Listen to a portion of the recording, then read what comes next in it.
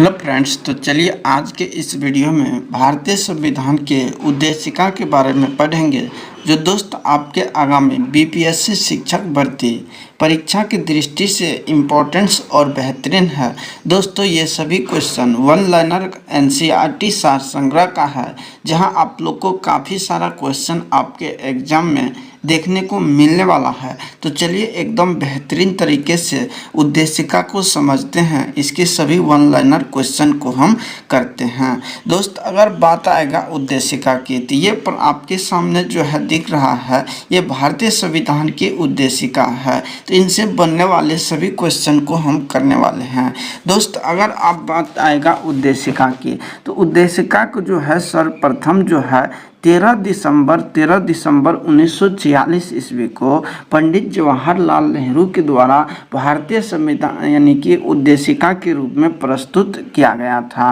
तो वही उद्देशिका क्या बनता है, प्रस्तावना का आधार बनता है। तो इन सभी चीज़ को हम समझते हैं।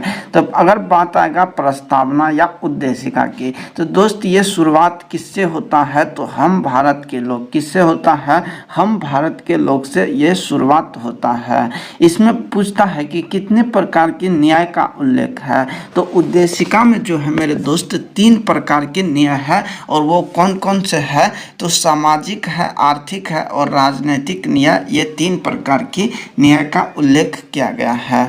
उद्देशिका में कितने प्रकार की स्वतंत्रता का उल्लेख है, तो वो 5 प्रकार है। वो कौन कौन से है मेरे दोस्त, तो वो है विचार की, अभिव्यक्ति की, विश्वास, धर्म और उपासना की स्वतंत्रता का उल्लेख किया गया है। और कितने प्रकार की समता का उल्लेख है, तो 2 प्रकार की। तो वो कौन कौन सा है, तो प्रतिष्ठा और अवसर की समता। ये आप लोग याद रखेंगे। अगर बात आएगा दोस्त उद्देशिका में जो है किस तिथि का उल्लेख किया गया है, तो याद रखना 26 नवंबर 1949 को। किसका, 26 नवंबर 1949 को याद रखना है। एक क्वेश्चन यहाँ से और बनता है कि उद्देशिका में संशोधन हुआ है या नहीं। तो उद्देशिका में संशोधन हुआ है, तो यानी कि यस, इसमें संशोधन हुआ है। कब संशोधन हुआ है, तो 42वें संविधान संशोधन अधिनियम 1976 में इसमें संशोधन हुआ है। और 3 नए वर्ड जोड़ा गया है। वो कौन सा था, तो समाजवाद, पंथ निरपेक्ष और अखंडता। तो कौन कौन, ये समाजवादी, पंथ निरपेक्ष और ये अखंडता शब्द जो है भारतीय संविधान में 42वें संविधान संशोधन के तहत जोड़ा गया है। इसको याद रखना है।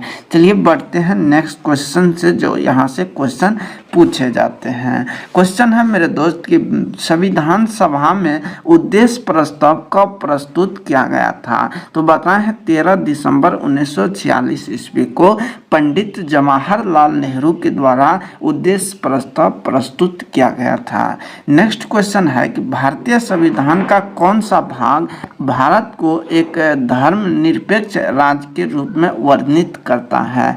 तो क्या हो जाएगा, भारतीय संविधान की प्रस्तावना। नेक्स्ट यहाँ से क्वेश्चन बनता है कि भारतीय संविधान की प्रस्तावना में भारत को एक सार्वभौमिक, समाजवादी, पंथ निरपेक्ष यानी धर्मनिरपेक्ष, प्रजातांत्रिक गणतंत्र के रूप में घोषित किया गया है। आप लोग इस पॉइंट्स को याद रखेंगे। नेक्स्ट अगला जो पॉइंट्स है वो है सर्वोच्च न्यायालय जिसे सुप्रीम कोर्ट द्वारा ऐसा किस वाद में कहा गया है कि अनुच्छेद 368 के अंतर्गत संविधान के प्रस्तावना में भी संशोधन किया जा सकता है, परंतु मूल ढांचे का उल्लंघन करने वाला नहीं होना चाहिए। तो ऐसा जो कहा गया था केशवानंद भारती केस 1973 में कहा गया था। और इसी के आधार पर जो है संविधान में 42वां संशोधन भी किया गया था, याद रखेंगे।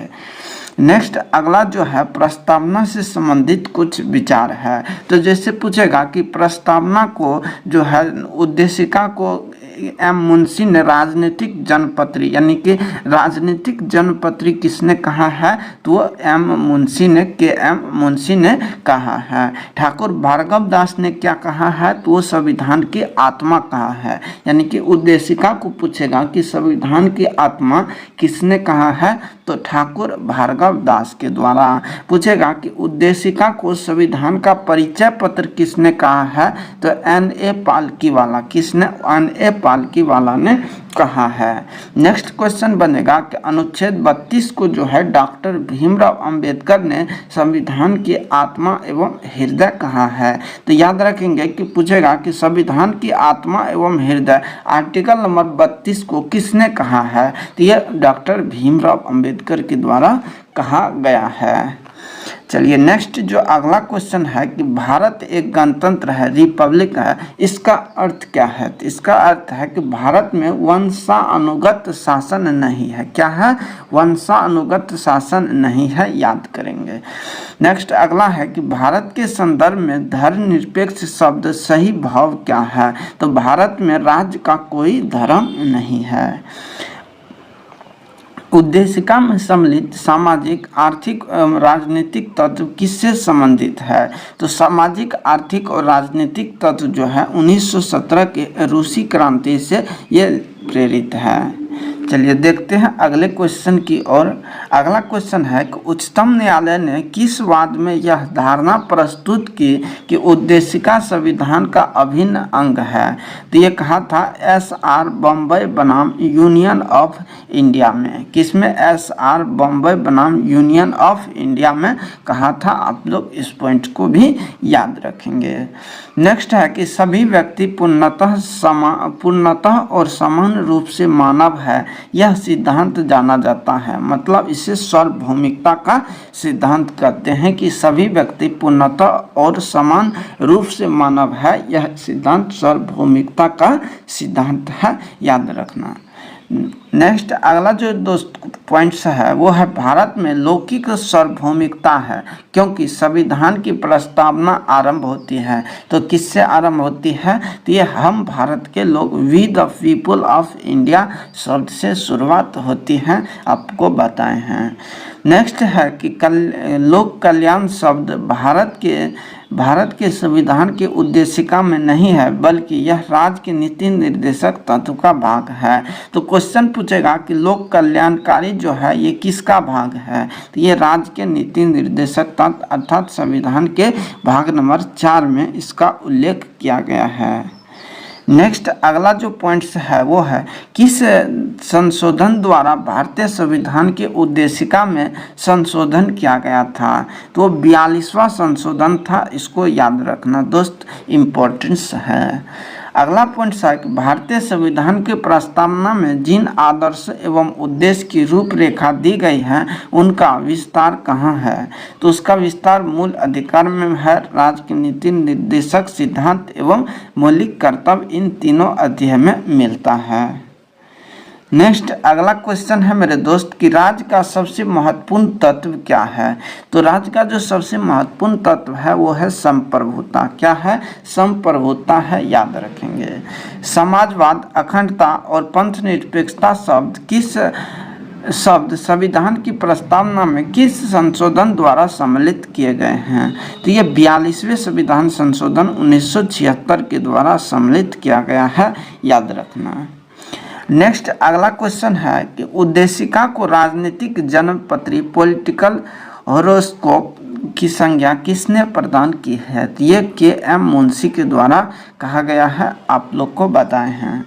नेक्स्ट है कि प्रस्तावना संविधान का अंग नहीं है, उच्चतम न्यायालय ने यह मत किस वाद में व्यक्त किया था।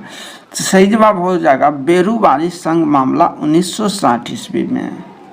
चलिए देखते हैं नेक्स्ट और अंतिम क्वेश्चन है कि संविधान निर्माण में महत्वपूर्ण भूमिका निभाने वाले संविधान सभा के सदस्य सर अल्लादी कृष्णा स्वामी अय्यर के अनुसार संविधान की प्रस्तावना हमारे दीर्घकालिक सपनों का विचार है। तो क्वेश्चन पूछेगा कि संविधान की प्रस्तावना जो है हमारे दीर्घकालिक सपनों का विचार है, ऐसा मत किसके द्वारा कहा गया था। तो यह सर अल्लादी कृष्णा स्वामी अय्यर के द्वारा कहा गया था। तो इसको आप लोग याद रखेंगे दोस्त। ये इम्पोर्टेंट क्वेश्चन था जो आपके एग्जाम पॉइंट्स के दृष्टि से एकदम बेहतरीन और शानदार है। कैसा रहा कमेंट बॉक्स में ज़रूर बताइएगा। इससे नेक्स्ट के वीडियो में आपको नेक्स्ट चैप्टर बताएंगे। तो